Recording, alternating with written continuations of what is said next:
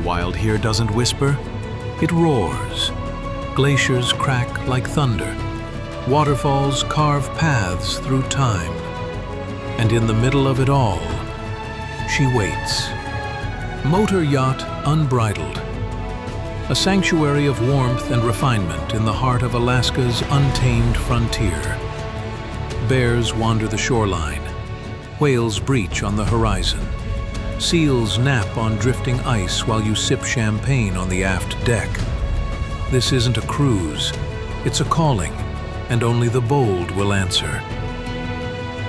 Now booking your next unforgettable charter, yachtunbridled.com or through your preferred charter broker. Fred, welcome. My name's Liam Devlin, Motor Yacht Unbridled at 191 Trinity. We're on the back deck here at a beautiful Baranof Warm Springs, and I've got the honour of sunbaking, taking a moment with beautiful Mr. Dr. Fred Sharpe. Welcome aboard Motor Yacht Unbridled. Thanks, Liam. A couple of times now you've been with us. Yeah, it feels like coming home. It is. Oh, it feels like you're coming home. When you bring the hat on, I'm like, oh, we've been here. And what's your highlight of the area, Baranof Warm Springs? Just the raw beauty. Today we have sunshine in the cloud forest, which is always nice. Honestly, my hat too. Whales out front. We saw a lot of whales today, didn't we? The great year for primary productivity of the oceans. It's brought in lots of animals, as you got to celebrate this morning. You said there's a lot of biomass. What does that mean for our audience out there? It means that the food chain is at peak capacity. It means like we have lots of primary productivity, upwelling, cold, nutrient-rich waters. We've got lots of, the phytoplanktons are growing fast. So it starts with phytoplankton? Phytoplankton that brings in the zooplankton, the krill. Okay. And that's what they were feeding off here, the krill, correct? That's right, yeah. Yeah, absolutely. That's probably one of their main dietary things is the shrimp-like crustaceans. Yeah, and the salmon eat the krill. Salmon eat the krill, and then we eat the salmon. We eat the salmon, especially definitely do. Those beautiful sockeyes. They're all vegetarians. They only eat the krill and that beautiful red oily meat. Yeah, and what's the best stage of the salmon for you? I mean, obviously once they start turning and metamorphizing, they kind of change. Yeah, they do. Flavor. So it happens quickly, doesn't it? It does happen quickly. Yeah, it's pretty fast once they hit the fresh water and they get that kind of metabolic shift. Yeah. And then after that week, do they have to wait till they go up a river, or they just naturally die? It really depends on the conditions of the stream. And if it's good passageway and they feel like they're ready to go, no sense hanging around the river mouth where there's lots of predators. Yeah. Get up there and the getting's good. We might tell our audience we've got a golf event happening here, the Stewardesses 2025 golf tournament at the moment. Getting some much needed vitamin D, isn't it, Zara? Some much needed vitamin D. Anyway, talking about vitamin D, it's actually a lot drier this season. Would you say that in Alaska?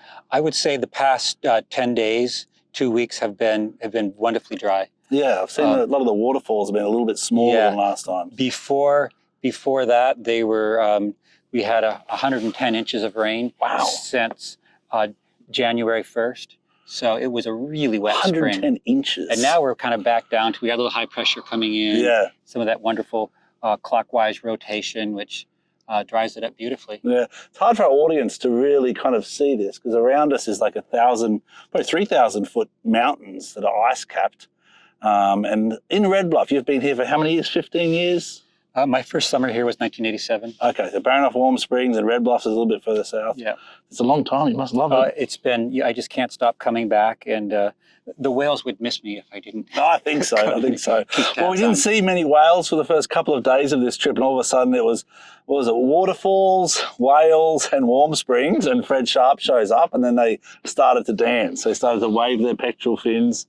I just read an article or a note, you called it, correct? Because Fred's a doctor, obviously, that talks about the bubble feeding. I always thought bubble feeding was just for the feeding, but the article talks about it a bit more. They use it for many different methods. Yeah, bubbles appear to be a general tool that they can use for communication.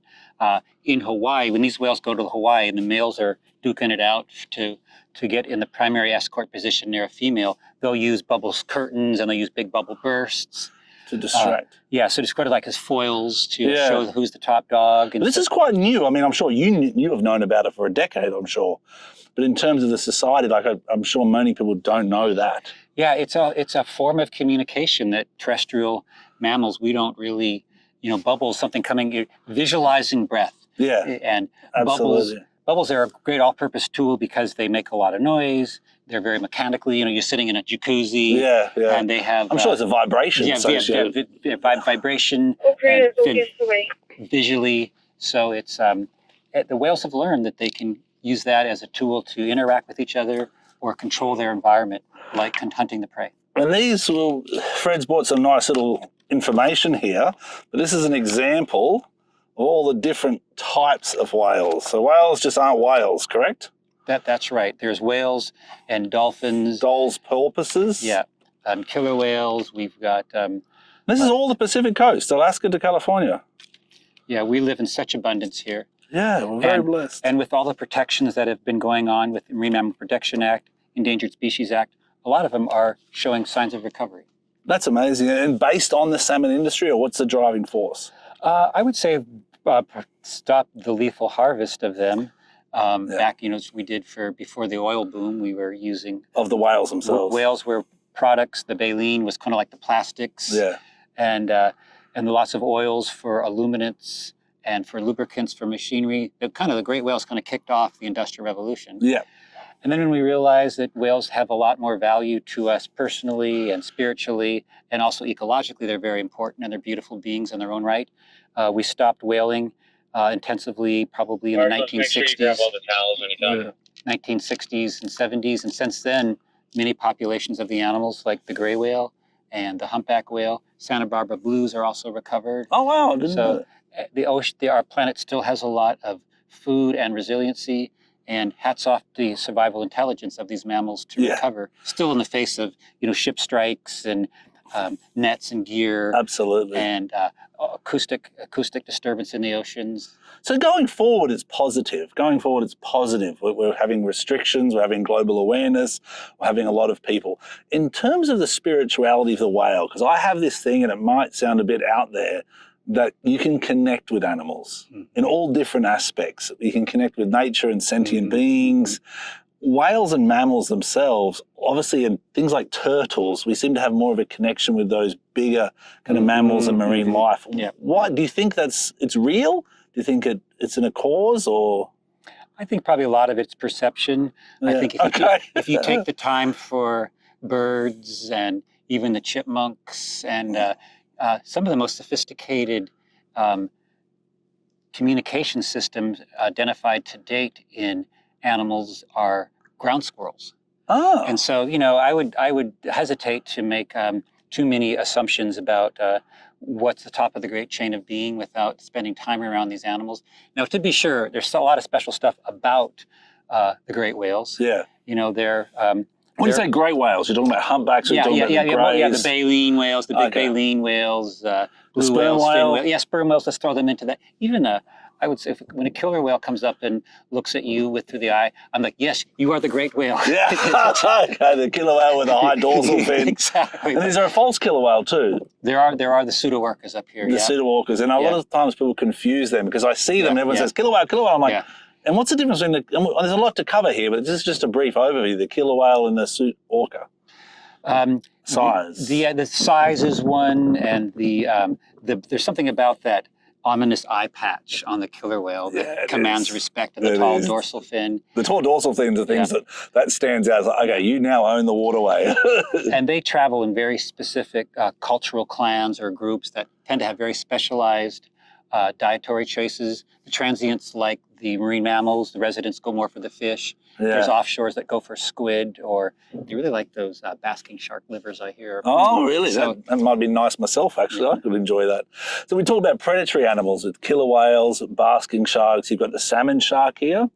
Yeah. What amazes me is all these salmon jumping around in the little rivers we go to. I don't see much predatory action except the bears on the shore, the bald eagles. Do you see much underwater? Like, is there many people doing research from a diving perspective or a submarine perspective?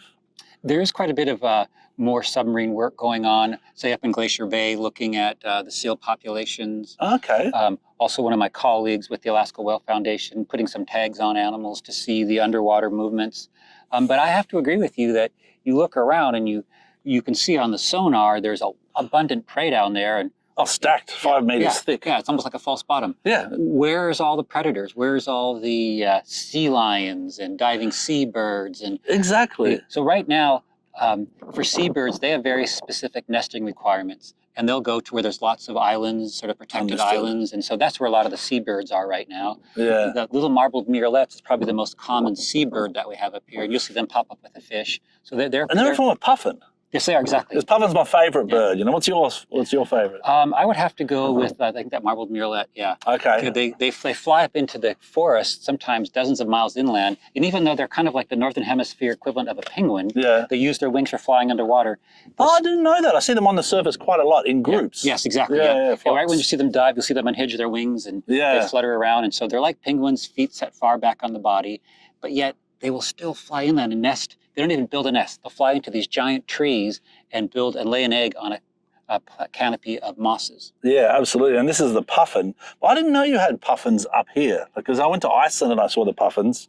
And it's obviously, I think it's a different species to the Atlantic puffin. Yes, here we have the tufted puffin as opposed to the horned puffin. Okay, and the reason I like the puffin is because do they mate for life? A lot of the seabirds do have their favorites. Yeah. And also they go to sea for a lot of their life. Yes. Yep. So that resonates obviously with me as a captain on a yacht, I think.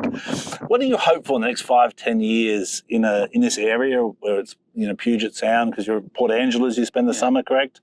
Yeah. And then Baranof Warm Springs at the moment. Yeah. What's your kind of hope from either an ecologically or spiritually or a great question.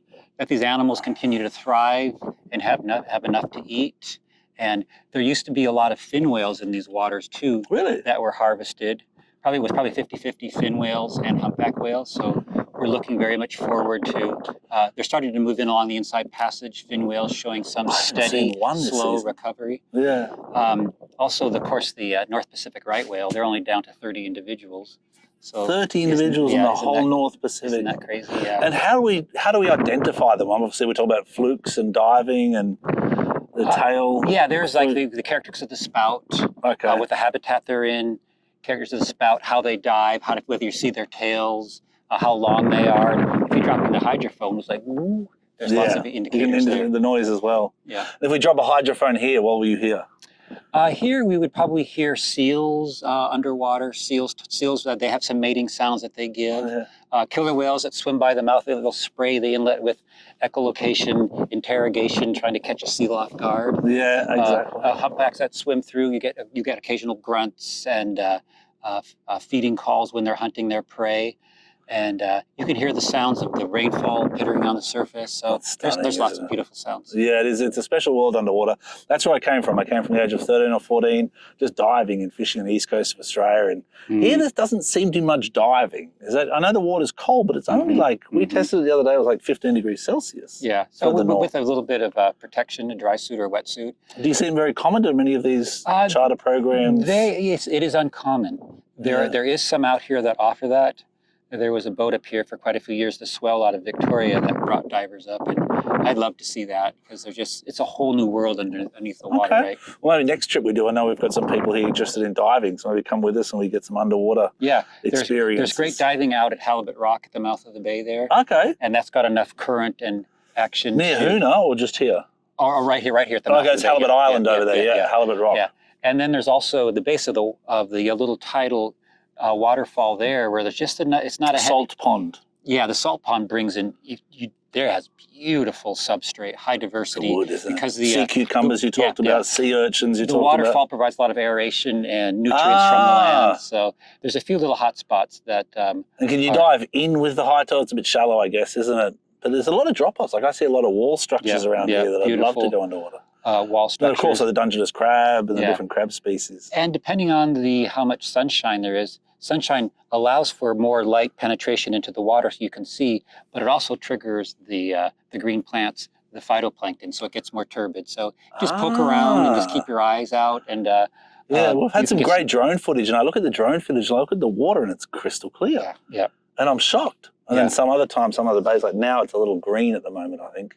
Yeah. We are quite deep though, anyway. Yeah, there's some of that beautiful glacial meltwater that brings in up in the lakes. longevity and vitality. Oh, we need that. We need that. Well, I think we're starting with getting some vitamin D. Yes. Fred. We're starting with enjoying a lovely lunch on board Unbridled. And then you're going to go home to your house in Baranoff Warm Springs. Roger that. This is your summer. Yeah. Well, I'll see you in about a week, I think, a week or two. Oh, wonderful. And thank you very much for coming on Unbridled. yeah. Anything else? How can people get a hold of you, Fred? You can find us through the Whale SETI webpage. That's through UC Davis Veterinary Medicine. So we'd love to hear from you. And don't forget happywhale.com, correct? When you see a whale, photograph any part of the whale, but in particular the tail, the fluke, and then they can identify the whale. And what's really exciting, I think, is you can attempt to, with a donation, with them working with the company, you can try and name a whale, but try and name it the correct way. Yeah, I think. Liam would be a lovely name. No. Fred and Liam. All right, well, thank you very much. I appreciate your time. Be safe, safe seas, and look after each other and the environment. If your brand belongs in the heart of the yachting world, this is where it happens. Yachting International Radio reaches over 1 million yachting professionals and enthusiasts every month, with 77 million impressions, 220,000 social followers, and 74,000 podcast subscribers. Our hosts are insiders, crew, captains, CEOs, trusted voices shaping the industry. This is targeted, high-impact advertising in a luxury niche. Visit yachtinginternationalradio.com/advertise. Your audience is already listening.